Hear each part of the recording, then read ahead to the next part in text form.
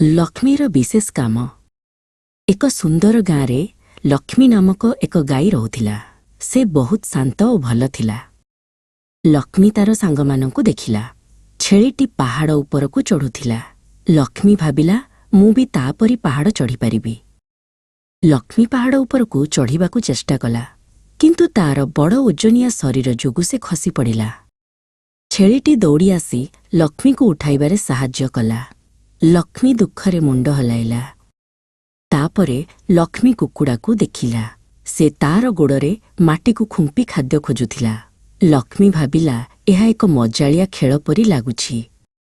ଲକ୍ଷ୍ମୀ ମଧ୍ୟ ତାର ଖୁରା ସାହାଯ୍ୟରେ ମାଟିକୁ ଖୁମ୍ପିବାକୁ ଚେଷ୍ଟା କଲା, କିନ୍ତୁ ସେ କେବଳ ଏକ ବଡ଼ ଗାତ ଖୋଳିଦେଲା ଏବଂ ତାର ନାକରେ ମାଟି ଲାଗିଗଲା। କୁକୁଡ଼ାଟି ଆସି ତାର ମୁଣ୍ଡକୁ ହଲାଇଲା। ଲକ୍ଷ୍ମୀ ପୁଣି ଥରେ ନିରାଶ ହୋଇଗଲା।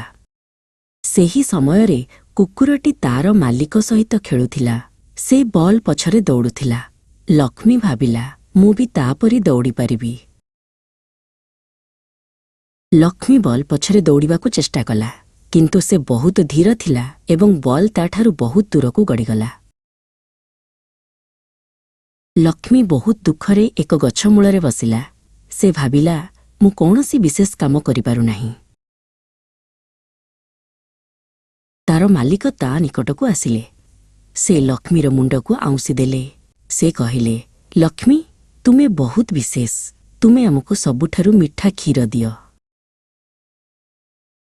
ଲକ୍ଷ୍ମୀ ତାର ମାଲିକଙ୍କ କଥା ଶୁଣି ଖୁସି ହୋଇଗଲା। ସେ ଜାଣିଲା ଯେ ତାର ନିଜର କାମ ହିଁ ସବୁଠାରୁ ଗୁରୁତ୍ୱପୂର୍ଣ୍ଣ।